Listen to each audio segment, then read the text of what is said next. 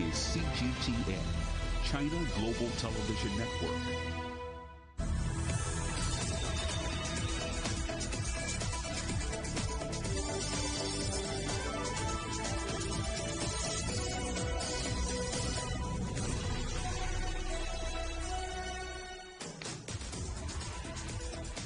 Hello, welcome to Global Business Europe, live from CGTN in London. I'm Paul Barber. And I'm Robin Dwyer. Our top stories.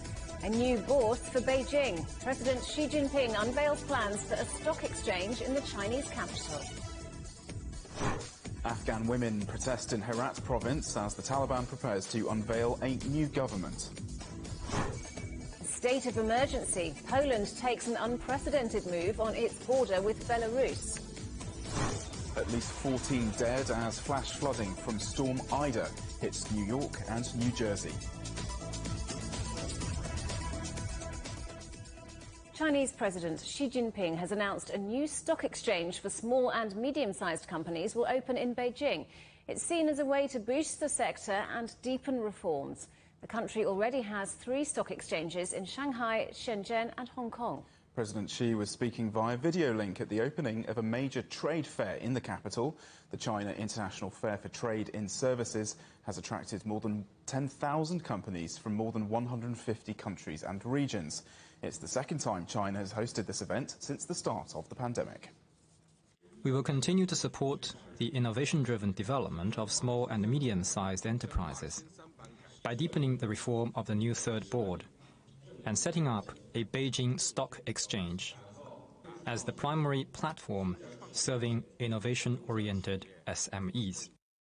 Well, President Xi Jinping's announcement of a new stock exchange comes as the country continues to issue new regulations for its tech sector.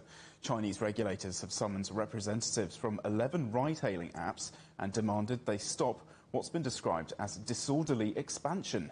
Santosh Rao is head of research at Manhattan Venture Partners. I asked for his thoughts on Beijing's plans for a new exchange and about the regulatory crackdown. I think the Chinese government is not blind to seeing what's going on in US. They see the power of the tech companies. A social media company can ban the president of the biggest nation in the world. That's power, and they see that power. So they want to preempt that. They know that if you let them loose, these guys can really control us. And it doesn't work that way in China. They like to control. It's command and control. So as long as you stay within the lane, they're fine. But if they see a threat to their power, I think you're going to see a pushback as you're seeing right now. And that's a big thing. I think they see the power of these tech companies and they want to keep them in line. And this is a way to control that. And also, China is playing the long game. They're not playing the short game. They want innovation. They want cutting-edge technologies, AI and all that. They want the next generation. All these curbs on gaming and all that is just to kind of monitor the next generation or to make the pathway for the next generation clear, because they want to be leaders in technology or worldwide, and they need the next generation to be fine. They need the SMEs to be innovative, and they want to control that. And overall, they want to control the data and the privacy issue, and they want a distribution of wealth as well. Are these measures, though, to rein in ride-sharing services similar to what we've seen in other jurisdictions? It does seem a bit like what happened here in London with Uber over customer safety concerns. Yeah, let me make a broader statement. These ride-hailing companies have a lot of issues to sort out. It's not clear road ahead. So we'll have to wait and see. I mean, it's one hurdle after the other.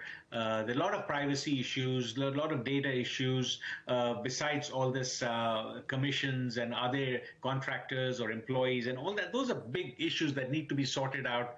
Still not done yet, especially if the drivers are classified as employees. And that's a huge hit to the profitability line. So I think at this point, on a broader scale, ride-hailing companies have risks. In terms of China specific, I think they're going really hard on the whole tech complex. And Didi, for reasons other than just what's needed for the broader good of the society, I think they are mad at Didi for kind of not listening to them and still going ahead with the IPO. So they're getting punished for that as well. And plus, when you're the biggest company in a market, you're going to infringe on some rules that the Communist Party wants you to follow. So I think that's what's going on. At some point, they'll come to an equilibrium. But right now, there's a push and pull in terms of what's going on between the government and the private sector.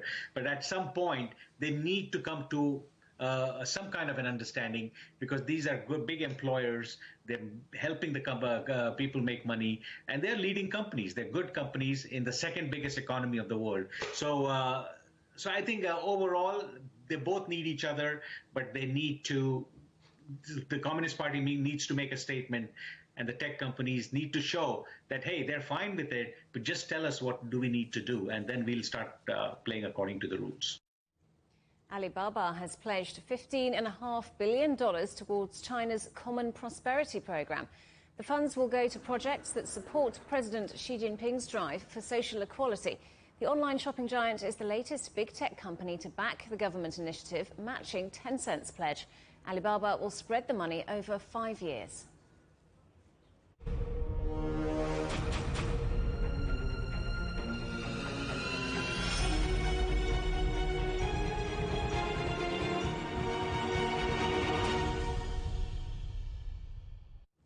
The Taliban says it's preparing to unveil its new government, with an official saying a ceremony will be held at the presidential palace.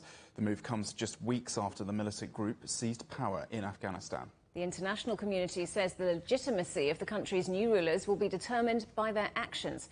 That's as the UN warns of a looming humanitarian crisis. Andrew Wilson reports. A new flag flies over the city of Kabul, another sign that the Taliban is bedding in and securing its control, at least in the urban areas. In the southern city of Kandahar, crowds gathered for a celebratory parade. Afghans want to hear what the Taliban has to say and to see the weaponry the militias have seized from the abandoned US arsenal. Local businesses are open again, but with the currency tumbling, shopkeepers are far from confident. A real change has come into the city, says this man. The environment and peace is good, but issues with wages, since no one knows who is running the country. People are unemployed and searching for work. But there are some changes. This fashion store has had to remove the women's images from its display after a visit from the Taliban. And yet on national television, a regular show was broadcast as usual with its female presenter.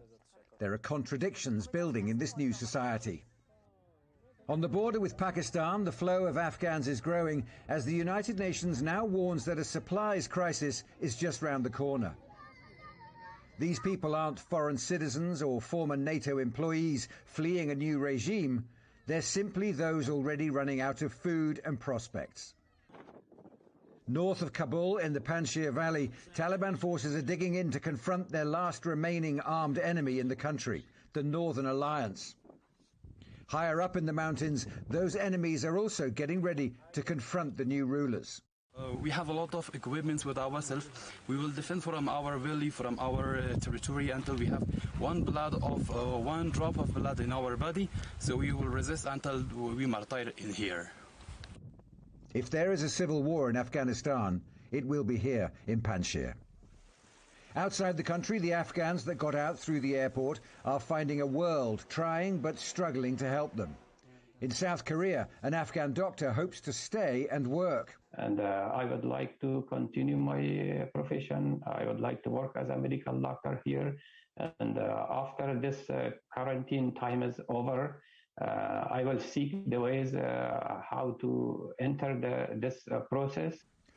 The British Foreign Minister is now in Doha and likely to stay as the international allies regroup.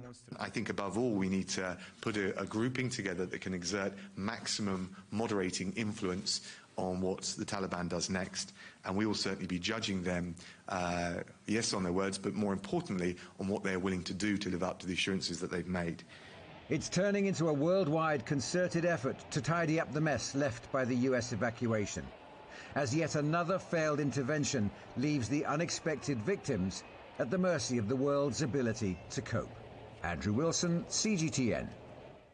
Our correspondent Zamoralai Abasin is live in Kabul for us now. So, Zamoralai, there are reports that a new government may be formed soon. What are you hearing?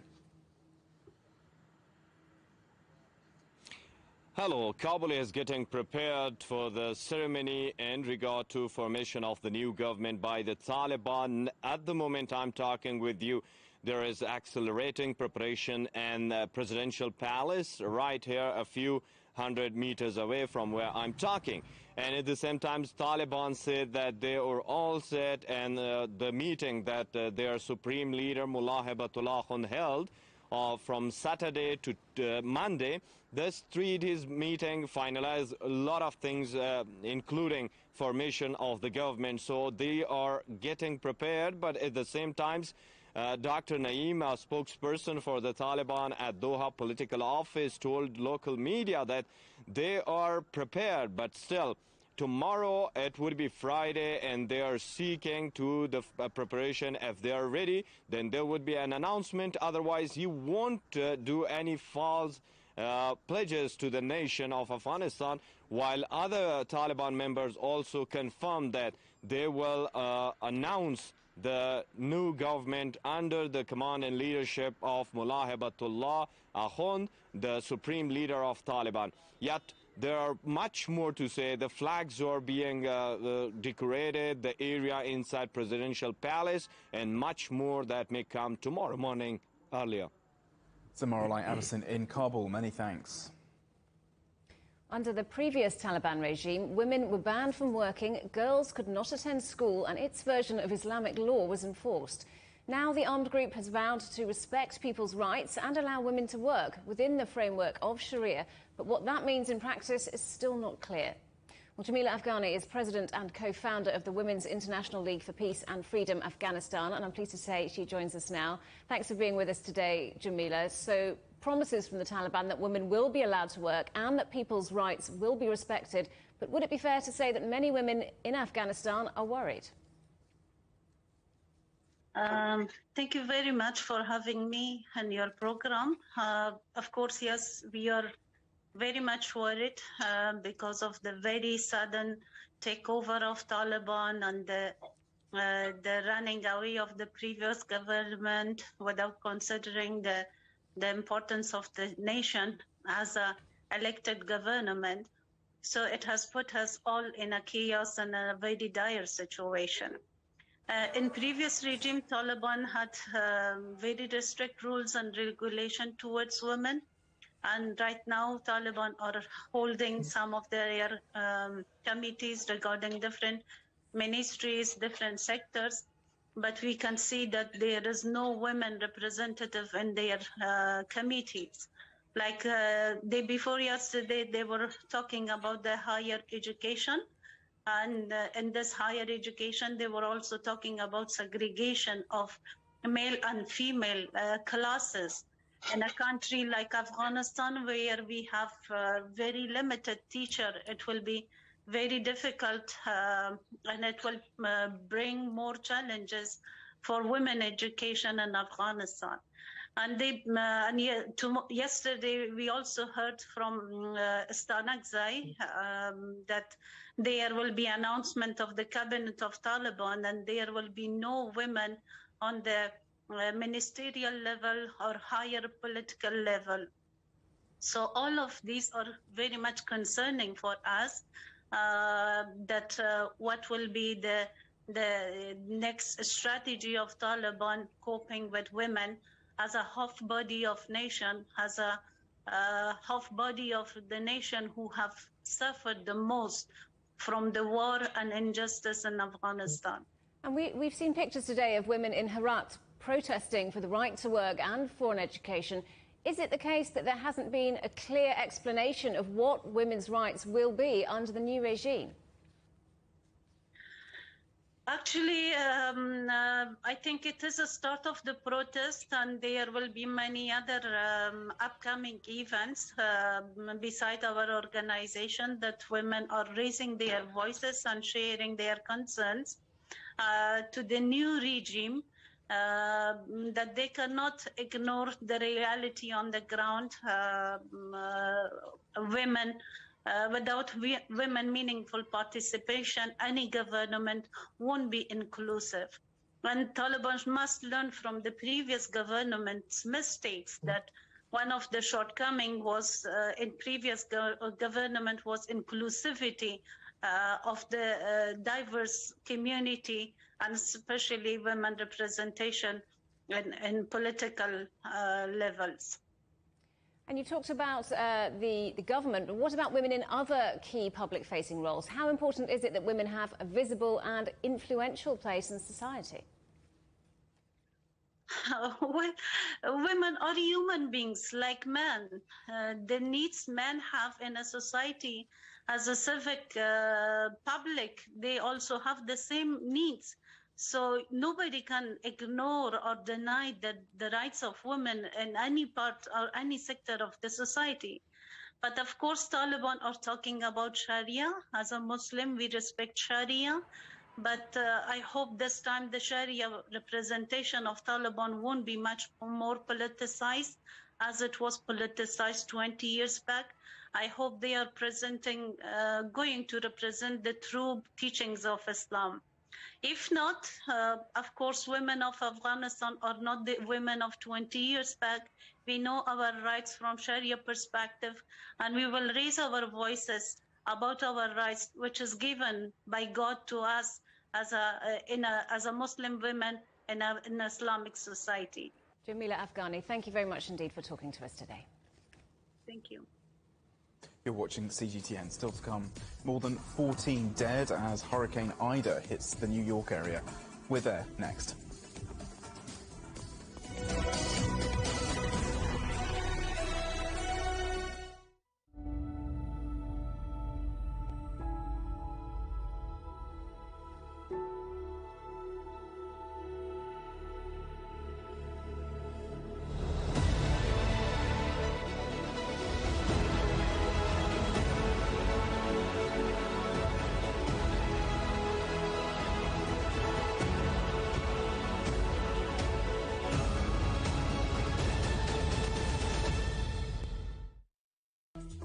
Search CGTN Europe wherever you get your podcasts to subscribe to The Agenda podcast. The Agenda with me, Stephen Cole, always gets to the heart of the story. Just subscribe today and listen now. Covering the world from 4 continents. A new horizon. Teams in Beijing, Washington, D.C., Nairobi, and London. Who connect, interact, and inquire to bring you the stories that matter to all. The Link, only on CGTN. Facing the unknown is always difficult. In a world in turmoil, it's easy to lose orientation. But when the storms come, we have to see the possibilities. Reinvent. Find new opportunities. Discover a path forward. CGTN. See the difference.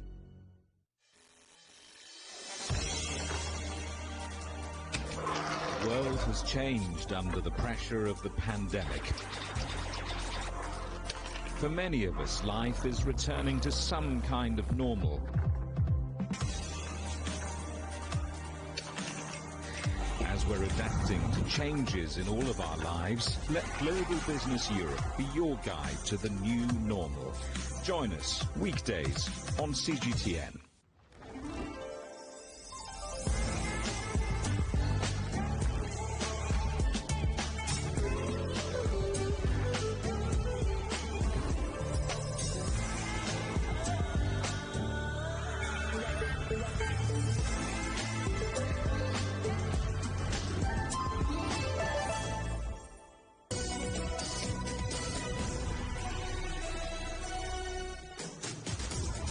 Welcome back.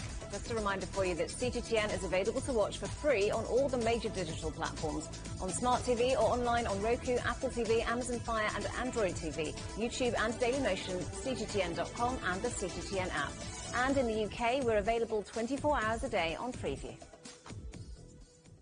The Chinese Vice Premier Han Zheng says China-US cooperation on climate change must be based on the Paris Agreement. He made the comments in an online meeting with the visiting US climate envoy John Kerry. Han said fighting climate change is an important part of China-US cooperation and must be based on trust. He also said China is committed to achieving carbon neutrality by 2060. Kerry, for his part, said that the United States and China should maintain constructive engagement and jointly address global challenges. He also noted that China has made tremendous efforts in addressing climate change, and Washington is willing to strengthen contacts and communication with China. At least 14 people have died as flash flooding and tornadoes devastate the US's northeast. The extreme weather is from the remnants of Storm Ida, with a state of emergency declared in New York and New Jersey. Well, our New York correspondent John Territz joins us now live. So, John, really an unprecedented moment in history, isn't it? Well, you know, Paul, you're absolutely right. Hi, Robin, as well. I look at the weather behind me now. This is what always happens after these hurricanes pass by, or in this case, a very, very strong tropical storm. The sun comes out and the weather is absolutely beautiful. But New York has had, in the past 24 hours, 1 month's rain in just one day. And as you're going to see, the city and the surrounding region were simply not prepared for what they got. We've seen paralysis in the city of New York and its hinterland. Never before has America's National Weather Service issued a flash flood warning for New York City. It did on Wednesday as the remnants of Hurricane Ida that slammed into Louisiana on Sunday passed overhead the city. Shocking cell phone footage from within the subway system shows water cascading downstairs from the street above. New York is all concrete. The water has only one place to go, the nearby rivers or the tracks. Some passengers were trapped for hours in subway cars. Others had to stand on seats to stay dry. In Central Park, 3 inches of rain fell in just 1 hour. In nearby New Jersey, the rainfall totals were even higher, 9 inches reported in places. In the suburbs, there's been flooding on a scale no one can remember seeing before.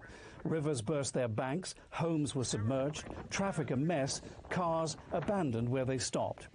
Several people have lost their lives as a result of the storm in what is known as the tri-state area, New York, New Jersey, Connecticut.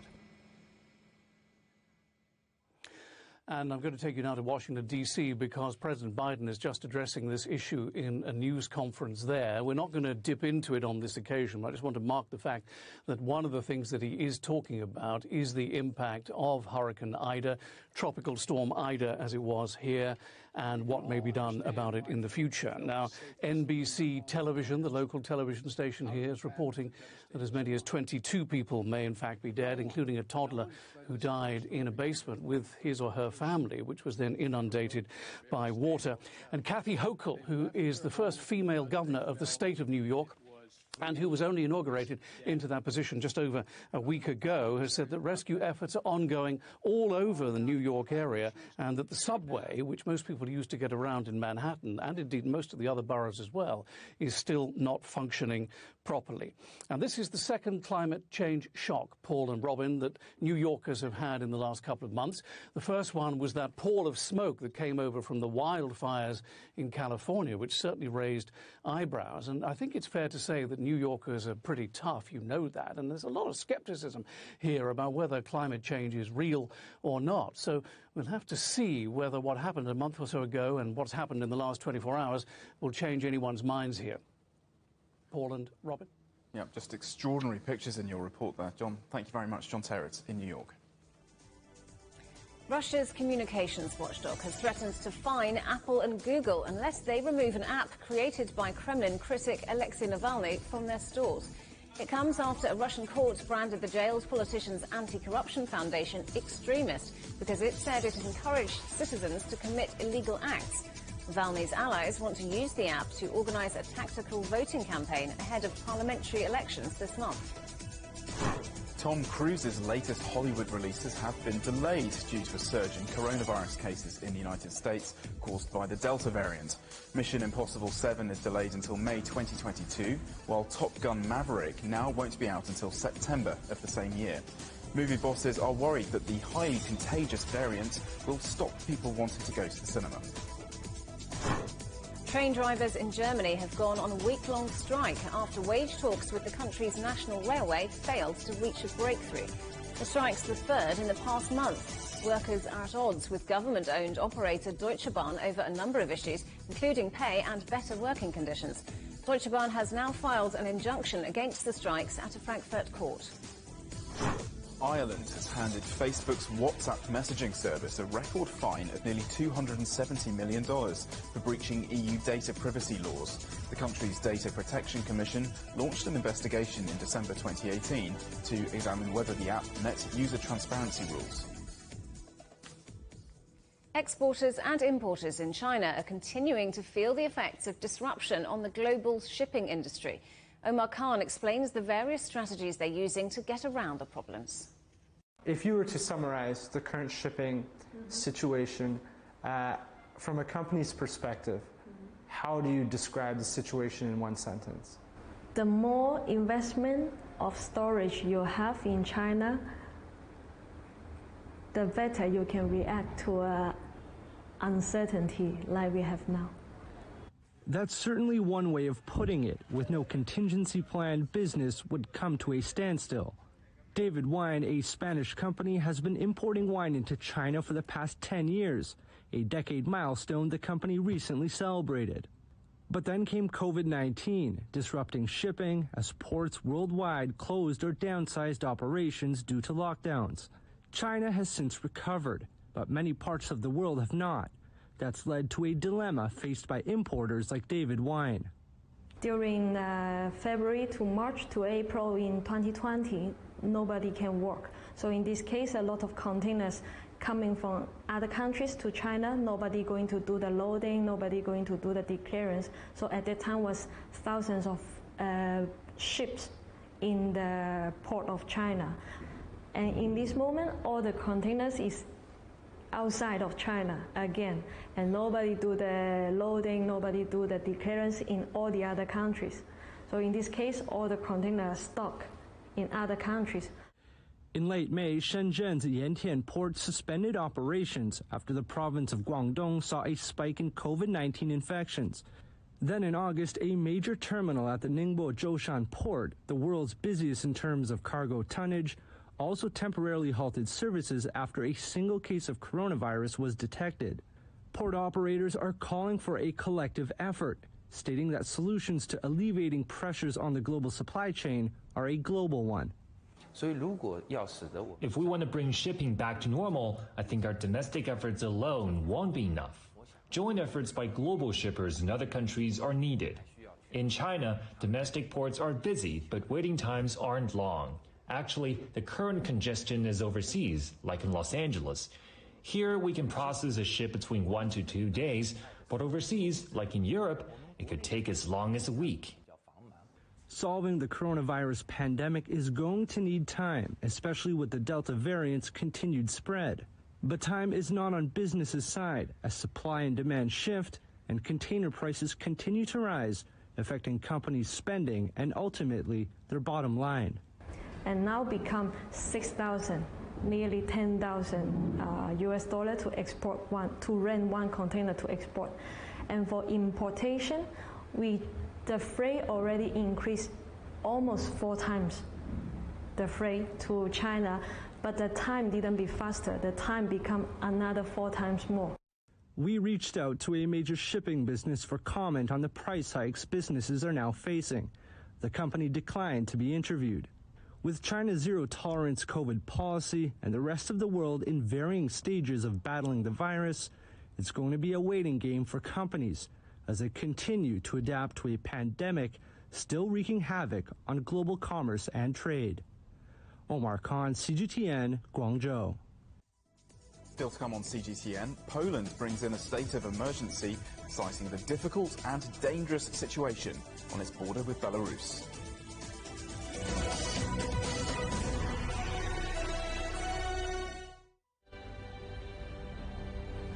The EU's digital COVID certificate, which offers the promise of unlocking hassle-free travel around Europe this summer.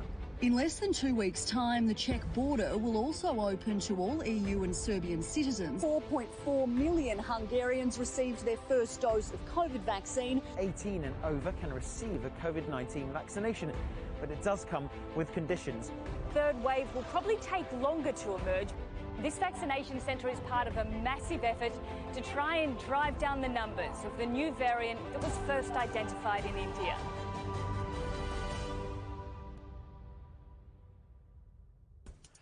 On the agenda with me, Stephen Cole, we look up into space. We look down into data. We look at debt. We look at politics. We look at opioids, climate change. We look at all the issues that really matter around the world. But you matter too. We want to tell the stories you want to see and hear about. Make it your agenda.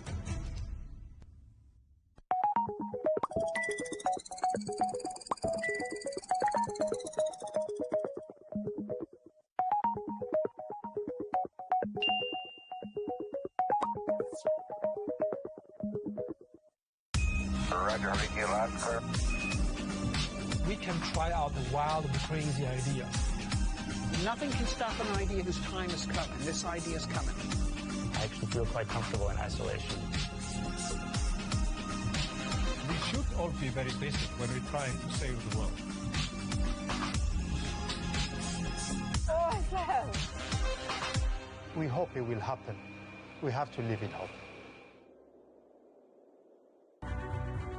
The agreement is signed. But what is the real deal now the UK has left the EU?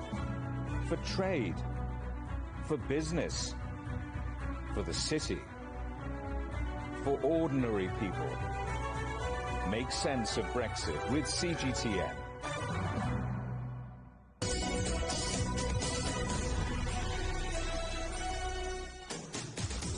Welcome back to Global Business Europe with Paul Barber and Robin Dwyer. Our top stories. A new boss for Beijing. President Xi Jinping unveils plans for a stock exchange in the Chinese capital. At least 14 dead as flash flooding from Storm Ida hits New York and New Jersey. And Afghan women protest in Herat province as the Taliban prepares to unveil a new government. The European Union has warned lessons must be learned from Afghanistan, with defence ministers saying the situation will be exploited by what they called anti-Western actors. They want the bloc's military efforts to be stepped up and are now calling for an integrated approach. For more, let's speak to Ross Cullen live in Paris. So, Ross, what more did the defence ministers say?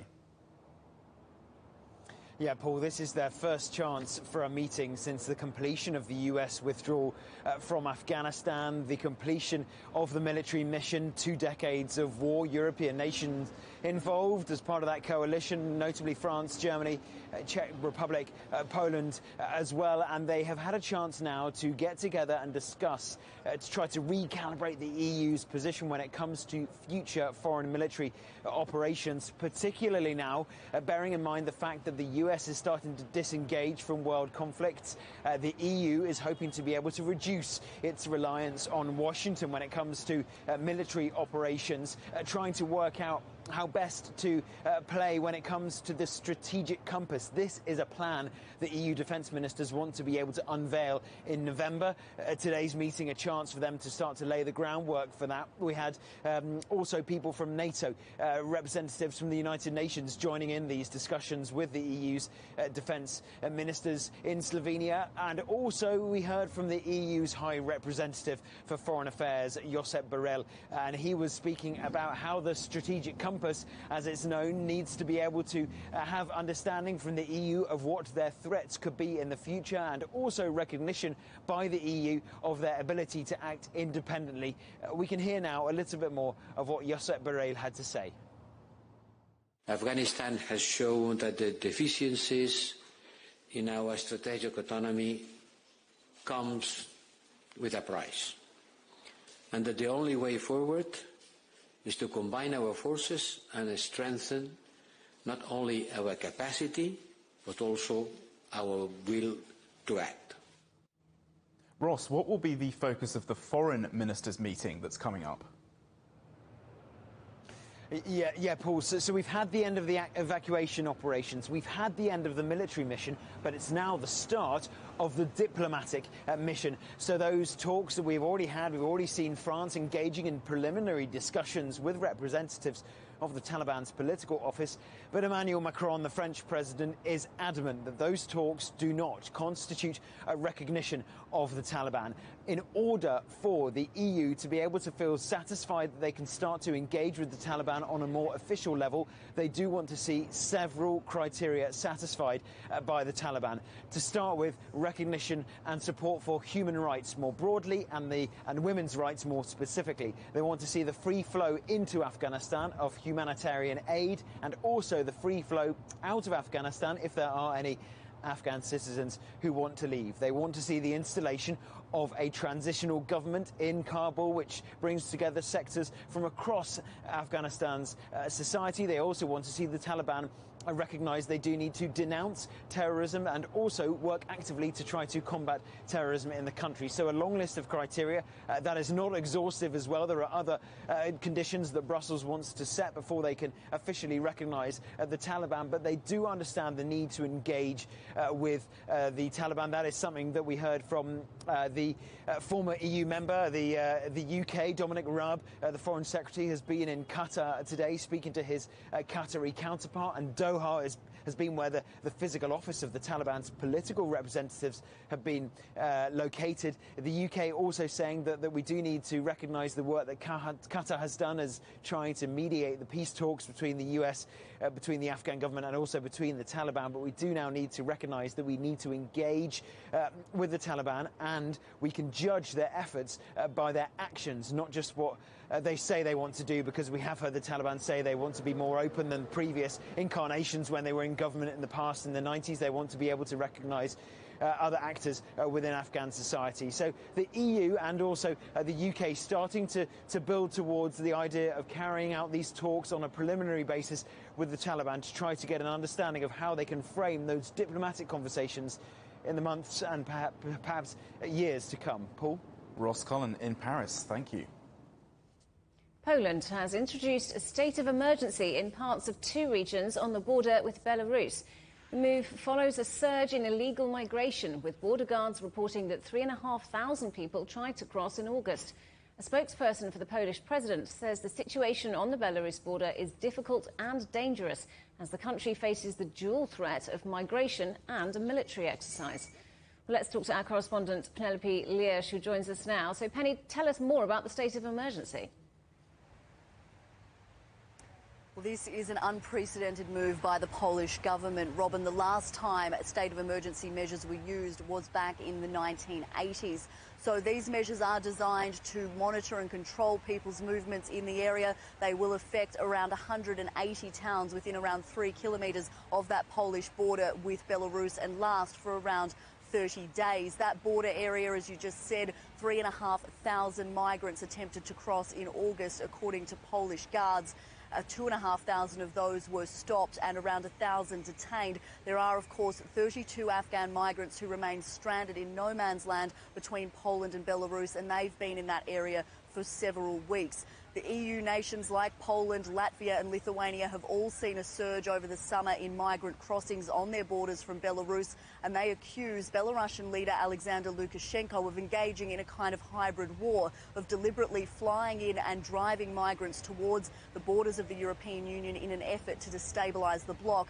Now, Alexander Lukashenko has previously said he would not hold back migrants trying to cross into the Union, but Belarus has recently blamed the breakdown in border cooperation on the EU. So a very difficult situation, but these are the strongest measures Poland has brought in yet. They've already begun building a 100-kilometre barbed wire fence more than a week ago. That began Polish army building it on the border with Belarus. There's been hundreds of troops deployed to the area, but these new state of emergency measures are causing serious concerns for activists who've been communicating with that group of stranded migrants in no man's land. It's understood that the measures are likely to move those people trying to get in touch with them and get aid to them on, and also stop the media from documenting exactly what's happening there. Robin? So, Penny, alongside this, concerns about the ongoing military exercise. So this military exercise, West 2021, will bring together thousands of troops from Belarus, Russia and Kazakhstan, taking part in military exercises in Russian territory, but also in Belarusian territory at their training grounds. And that's what's caused serious concerns from the Polish government in announcing this state of emergency today. A spokesperson making it clear it was not only to deal with the migration issues on the border, but also to give Poland a bit more power to monitor what's going on in that area as this military exercise begins later in the month. One spokesperson described it as a real concern, saying there is concern that something could happen on the EU borders during this particular exercise and that it may be a test of the defences of the European Union. It's understood that there will be a large consignment of military hardware delivered to Belarus from Russia for these exercises. That includes aircraft, helicopters and other forms of military equipment, which is no doubt causing some concern for not only the Polish governments but other countries like Latvia and Lithuania, which have been experiencing the surge of migrants on their border and the breakdown in relations and constant tension growing with Belarus at the moment. Robin? Nell Biliash, thank you very much. French President Emmanuel Macron has begun a 3-day visit to the southern port city of Marseille, beginning with a stop at a school as the academic year begins. He urged pupils to respect rules, saying the country was doing all it could to make the school year as normal as possible. The French leader is expected to announce plans and funding to address problems plaguing France's second city, including violent drug crime and poor infrastructure. South Korea has returned the remains of 109 Chinese soldiers killed during the 1950-53 Korean War. Coffins were covered in China's national flag at a ceremony at South Korea's Incheon airport. It's the 8th repatriation ceremony, with the remains of more than 700 soldiers already having been returned by Seoul. Impeachment proceedings have started against Denmark's former immigration minister, Inger Støjberg. She's being tried over a 2016 order to separate asylum-seeking couples, where one partner was a minor. 32 couples were to be separated. 23 of them were split up before the policy was halted months later. Efforts are underway in Spain to clear roads after heavy rain triggered flash floods in the east of the country. One of the worst-hit areas was the town of Alcanar, 200 kilometres south of Barcelona, where cars were swept along the streets. Central and northern parts of Spain are on alert as heavy rain is expected to continue affecting large areas. Greece is mourning the loss of one of its leading songwriters and composers, Mikis Theodorakis. He was 96. Theodorakis was best known for the music from the 1964 film Zorba the Greek. Aside from his music, the artist was also an icon of the Greek resistance to Nazi occupation. He also had his music banned and was forced into exile during the military dictatorship in 1967. The new school year gets underway in England and Wales over the next week, with teachers, parents and pupils all hoping that their education won't be interrupted by COVID lockdowns or by being sent home to self-isolate. By the end of last term, more than 1 million pupils were absent from school for COVID-related reasons. This year, as Michael Voss reports, the government has issued new, less restrictive guidelines in a bid to keep schools open. Last-minute preparations are underway at this London primary school as teachers prepare to welcome pupils back for the start of the new academic year. For younger age groups, COVID testing is not required, and classes can return to the way they were pre-COVID, with the government's new emphasis on hand washing, hygiene and ventilation. Well, the guidelines have changed, so this year we don't have to have bubbles. So the children previously had to sit in groups in a classroom. They had to face forwards. They could not mix with other children in other class groups. So the children are now allowed to face each other, which is wonderful. It's great for their academic development as well, lots of collaboration. And we're going to have enhanced touch points being cleaned throughout the day, so door handles, handrails, etc., etc. Improving ventilation, though, is not always easy. None of the existing windows in this school will open, so the rush is on to replace them with new ones before the children arrive. The government's hoping that these new, less restrictive measures like ventilation and hygiene will be enough to ensure that school life will return more or less to normal and that children won't have to spend long periods of time at home distance learning. Vaccinating older age groups is a key government priority. Everyone over the age of 16 is eligible, and over the summer vaccination centres were set up at music festivals and other events. Last year, if a pupil tested positive for COVID, then everyone in close contact was sent home to self-isolate. This time, those identified as close contacts will just need to take a COVID test. There are concerns, though, that this could lead to another surge since the majority of children won't be vaccinated. Suzanne Hay accepts that if there is a new spike in COVID cases, tougher restrictions may be introduced. But her pupils, she believes, should prove adaptable. It's been a challenge, but the children have really risen to the occasion. If you say to them, we're going to add this to our structure of our day, we're now going to stop a little bit early to wash hands, they stop a bit early and wash hands. They know that that's now the routine. Children are really bendy, so they go with it. It's estimated that pupils lost a third of their education since the pandemic began. The hope this year is that schools can continue with minimum disruption. Michael Voss, CGTN, London. Still to come on CGTN, a new hotspot for whisky lovers opens its doors in Edinburgh this week.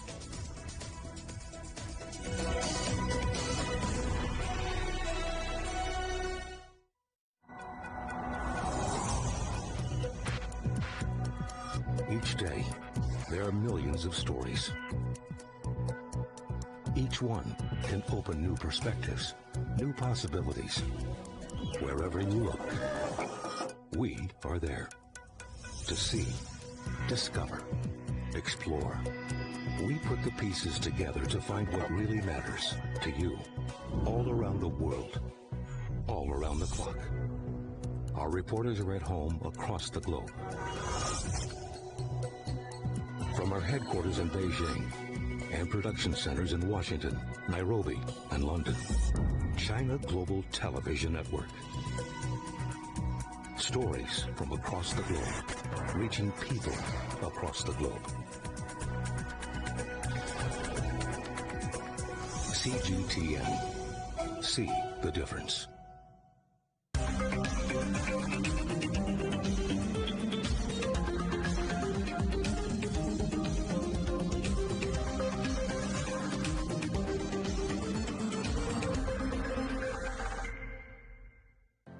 Murray, what would you say is a good question? Stephen, I'd say it's one where there's always more than one answer. The Answers Project is a new podcast series from CGTN Europe. With me, Stephen Cole. And me, Mari Beveridge. In each episode, we'll take a complex question. And with the help of some of the world's foremost experts, shine light on some of the answers. So join us for The Answers Project. Available wherever you get your podcasts. The fight against poverty has suffered a setback. We are at a turning point in history. It's a world under great distress and disruption. But solving the crisis is still possible. Change is indeed coming. Join me, Stephen Cole, for a special one-hour-long show here on CGTN where we speak to some of the world's top leaders and experts standing on the front line of the fight against poverty. It's a real mistake to think that the future is decided for us. We need dialogue. We'll spark debate. The biggest challenge is addressing inequality. We'll explore the solutions. This can be done, but it requires everybody working together. And we'll showcase the success stories to reveal how the cycle of poverty can be broken. Innovation, action, change. Only on CGTN.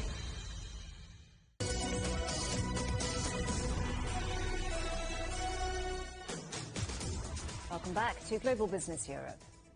Whisky lovers and tourists now have a new reason to visit Edinburgh. A $255 million attraction promoting Scotch whisky is opening its doors in the Scottish capital. Shoppers in Diageo's Johnny Walker Princes Street can buy rare whiskies or choose to have them personalised. Ewan Andrew is Diageo's Chief Sustainability Officer. I asked him why the company is investing so much in whisky tourism. Because we've got a fantastic story to tell, and I think that, tourism, whiskey in the category of Scotch alongside hospitality is just a fantastic combination. And here in Edinburgh, it's such an iconic global city. The home of Johnny Walker really is across all of Scotland. So we're able to bring everything to the starting point in Edinburgh, particularly as international tourism returns. But we're very excited too for the local guests that will start arriving as we open up on Monday. So whisky tourism is obviously important to the Scottish economy, but how important is it for producers to see their product marketed globally? Look, exports is really important. We export more than 7 bottles per second from Scotland of the Johnnie Walker brand alone, and that's just one part of the whole Scotch whisky industry. So it's tremendously important that people continue to feel the premiumisation of Scotch, the character and the richness of the heritage and the people and the places that make it.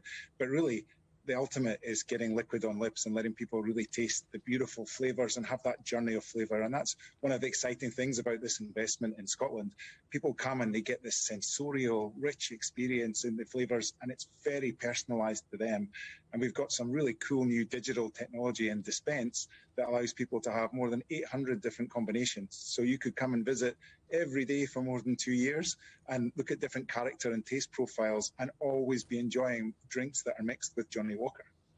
So some people will say that the timing of this is a bit of a gamble, given the impact of the pandemic on the industry alongside US tariffs. Not at all. Scotch whisky, I always think of it in years and decades. As you know, it's not Scotch whisky until it's been matured in a barrel for 3 years.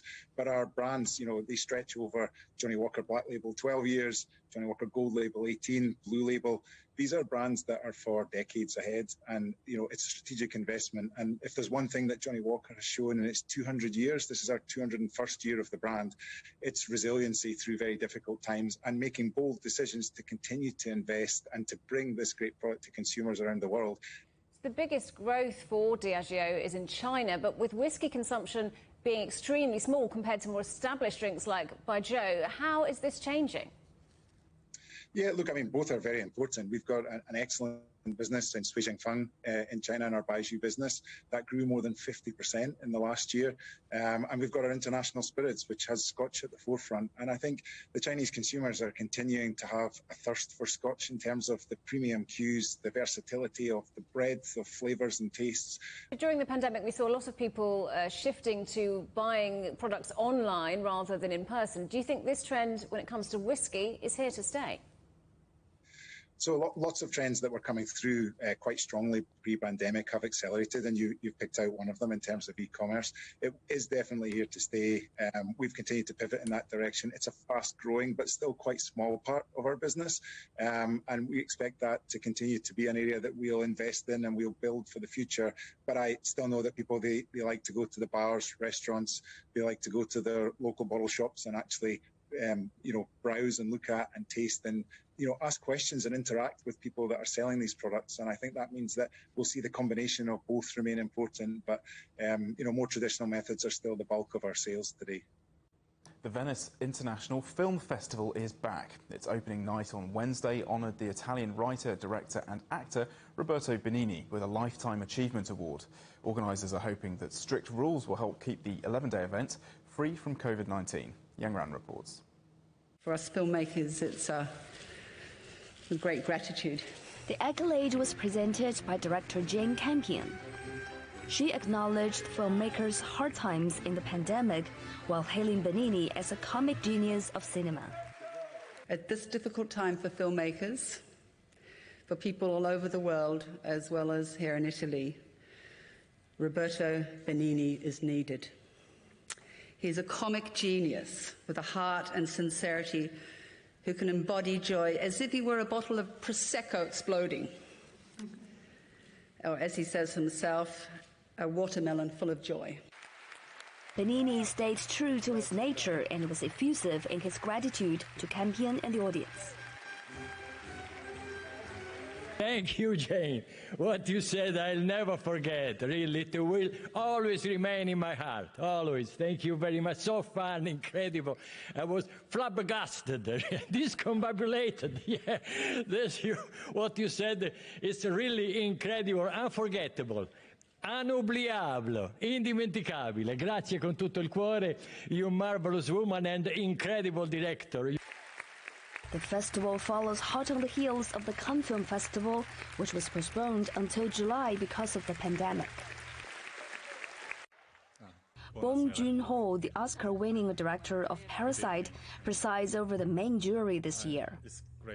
Bong and his fellow jurors will decide which film will take home the coveted Golden Lion Award, which has launched films to glory in the Academy Awards.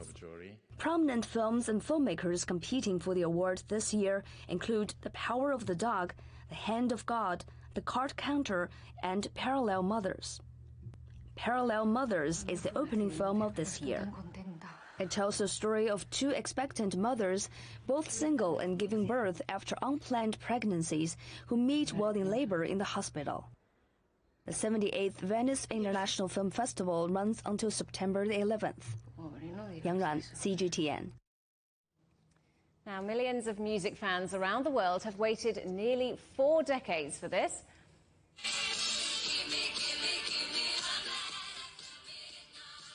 Swedish supergroup ABBA took to TikTok to tease that they are launching new music after a 39-year hiatus.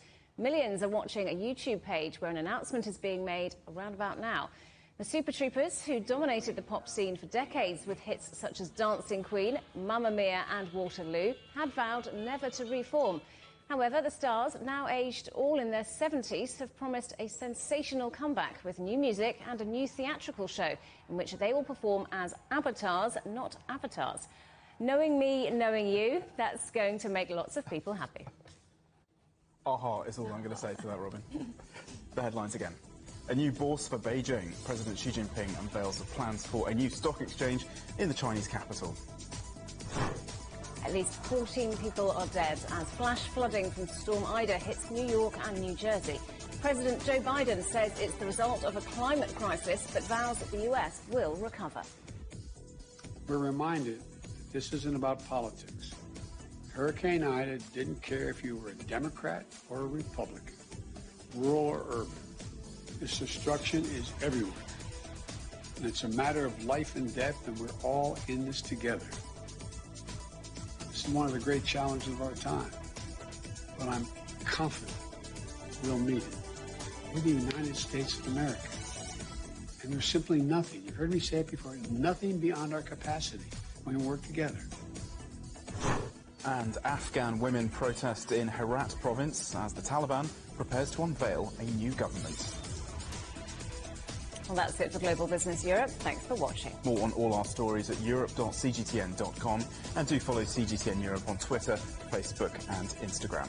We're on smart TV apps such as Roku, Apple TV, Amazon Fire and Android TV, YouTube and Dailymotion, CGTN.com and the CGTN app. And in the UK, 24 hours a day on Freeview. Up next on CGTN, it's Africa Live, but we're back tomorrow, same time, same place. From all the team in London. Goodbye. Goodbye.